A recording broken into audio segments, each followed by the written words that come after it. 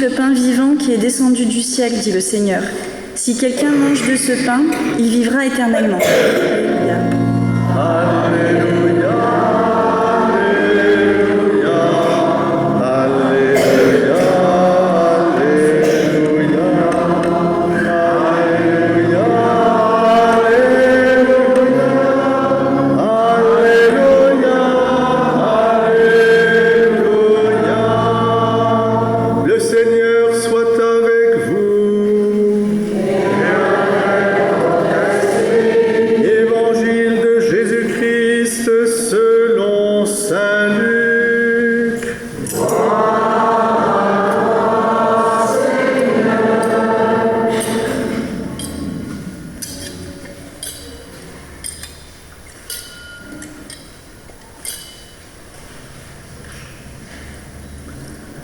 En ce temps-là, Jésus parlait aux foules du règne de Dieu et guérissait ceux qui en avaient besoin.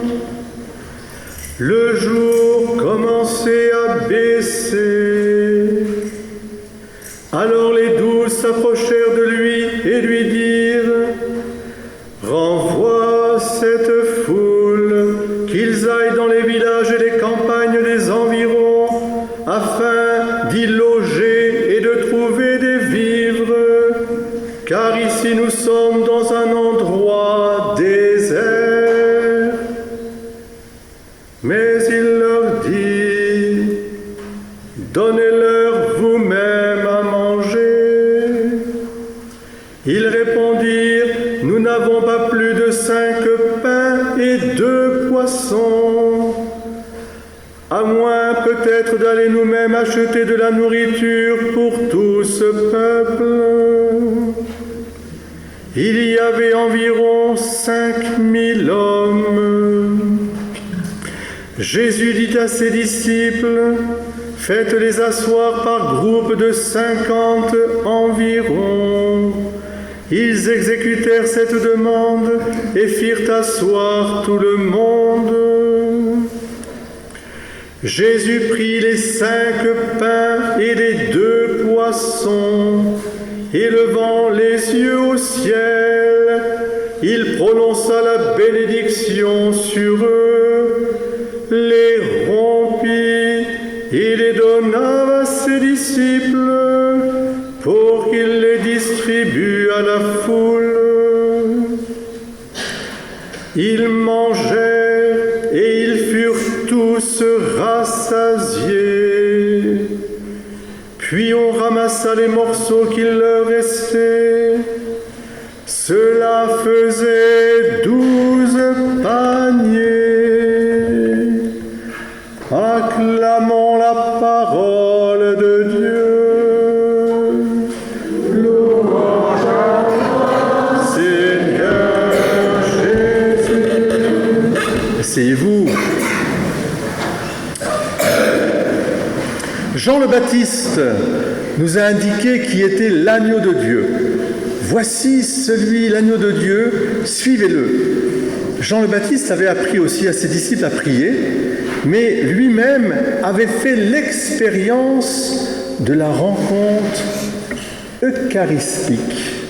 Alors, les enfants, vous êtes magnifiques les capines, regardez, il y a 6 capines, levez-vous qu'on vous voit un peu là, qu'elles sont belles, hein, voilà. Vous pouvez vous tourner devant, voir un peu, voilà.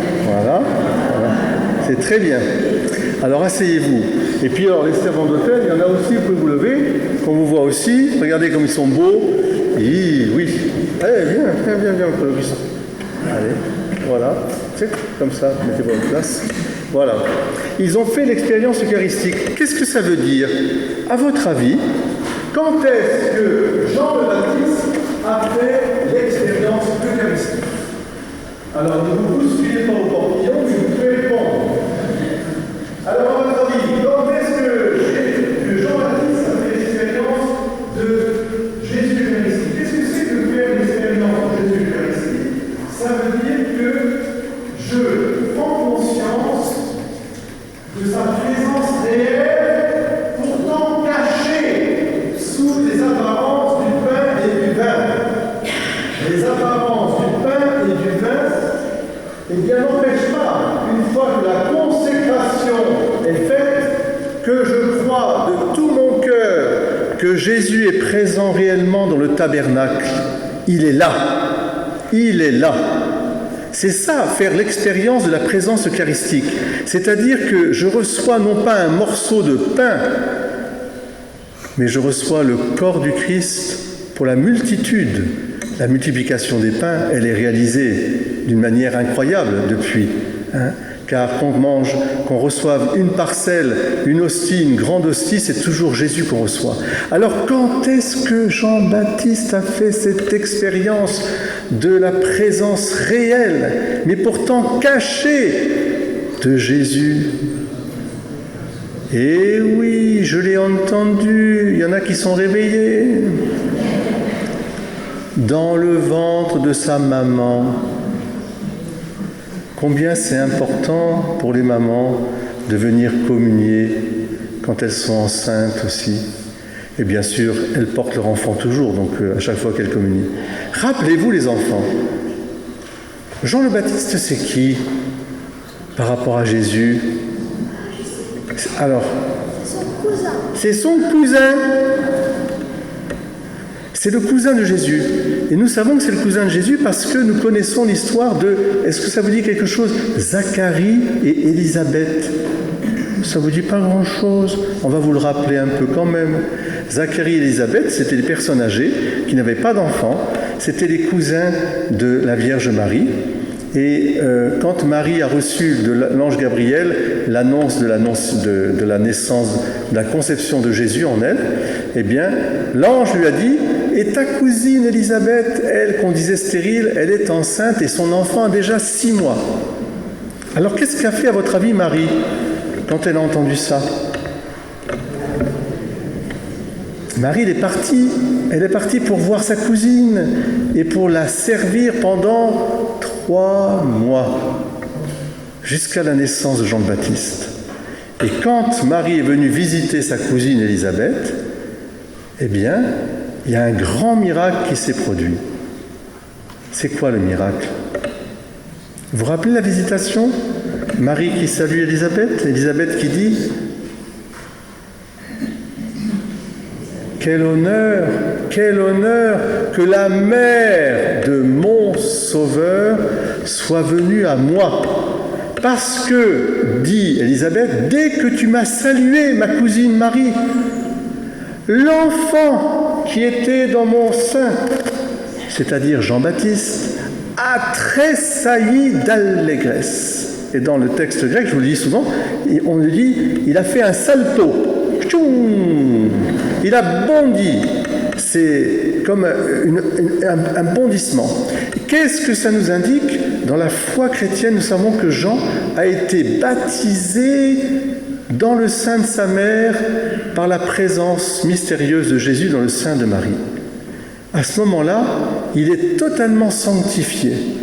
Il a bondi de joie. C'est là que Jean-Baptiste a fait l'expérience de la présence eucharistique, mystérieuse, cachée, sous les apparences. C'était Marie qui était le tabernacle, et elle portait Jésus.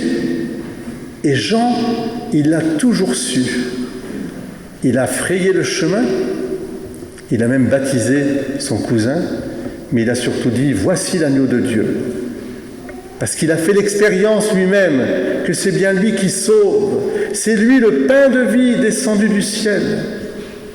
Alors, simplement aujourd'hui, peut-être pouvoir nous dire simplement, humblement, nous dire « Et moi, cette expérience eucharistique, comment je vis l'Eucharistie du dimanche? Comment je vis à chaque fois que je communie? Est-ce que je bondis de joie, mon cœur profond, à cette présence réelle qui va renouveler l'élan vital de mon cœur, lui redonner force et nourriture pour croire à l'amour toujours plus, encore plus, L'amour, rien ne l'éteindra. Ni les flammes, ni l'eau, ni même la mort, ni la guerre, ni quoi que ce soit. Rien n'éteindra l'amour, parce que cet amour, il s'est donné à nous pour toujours. Mais c'est dans l'Eucharistie que je renouvelle profondément cet amour.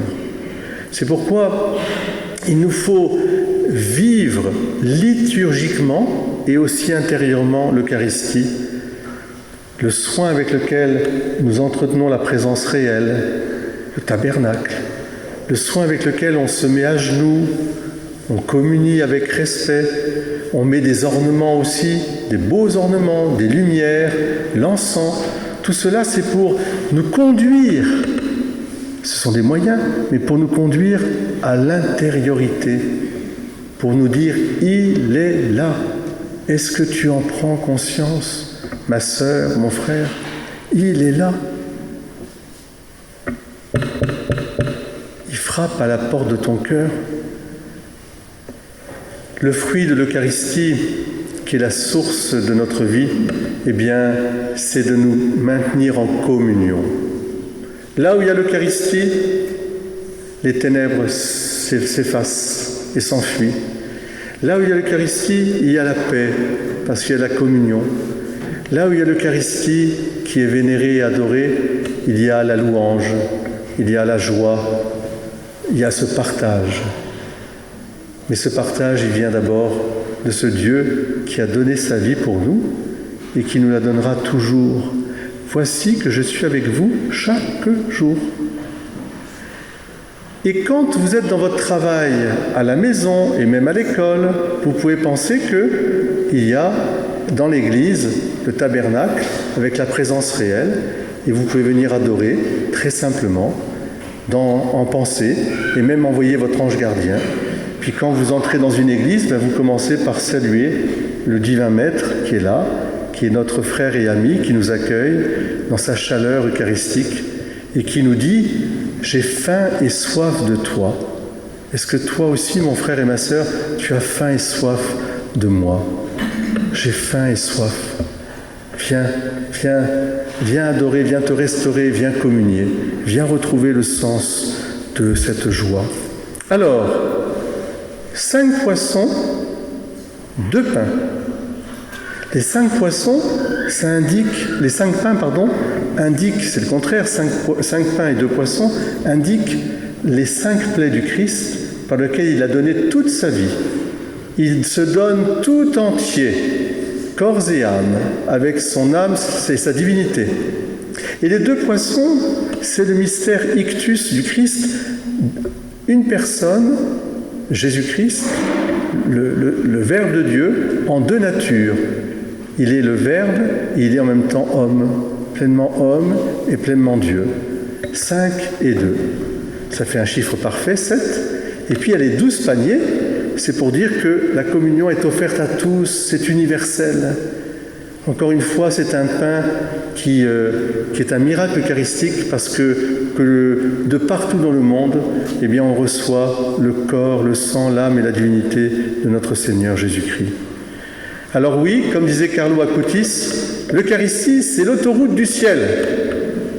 Pour aller tout droit au ciel, il faut participer à l'Eucharistie.